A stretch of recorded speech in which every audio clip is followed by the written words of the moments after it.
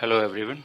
Let us see now part 3 for safety provisions for the charging station designs and the maintenance criteria.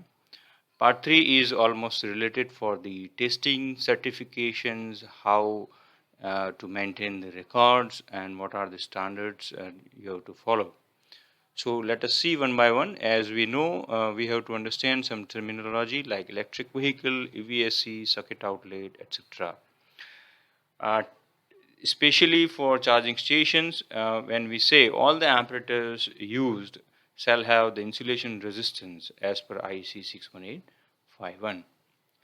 The owner of the charging station should ensure the various tests have been carried out successfully as mentioned in the manufacturer's manual of all devices used in charging station. Well, before energization of charging stations, the owner or electrical inspector or chartered electrical safety engineer must have tested and inspected the charging stations, and it should be in writing.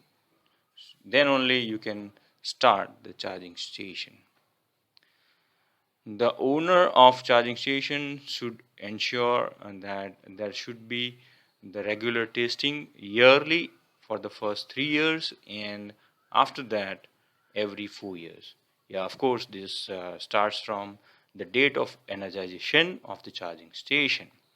So first 3 years you have to do testing every year, yearly, and after that every 4 years. That should be the testing certification and records. Well, safety assessment program for regular periodic assessment of electrical safety should be carried out by the owner. That is responsibility of owners. Okay.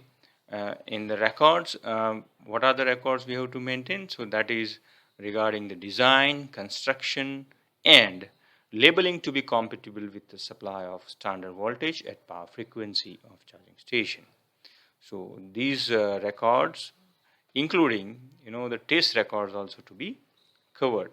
The test record is as per IEC 61851, which is our charging station standards, and in the record it should have the results of every inspection, testing, and periodic assessment.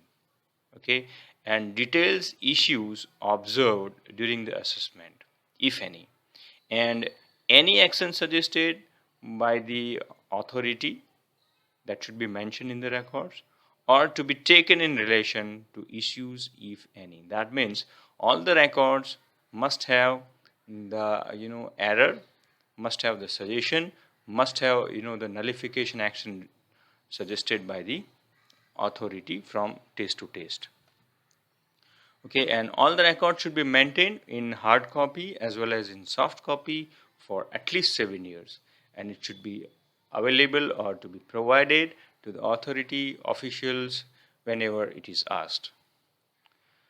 Well, if the charging connection is installed outdoors or in a damp location, the equipment must have a degree of at least IPX4 in accordance with IEC 60529.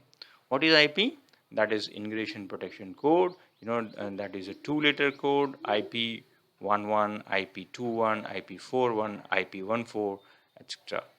Right?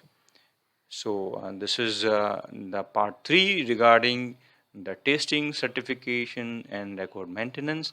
If you have any question, please put into the comment and you may contact me.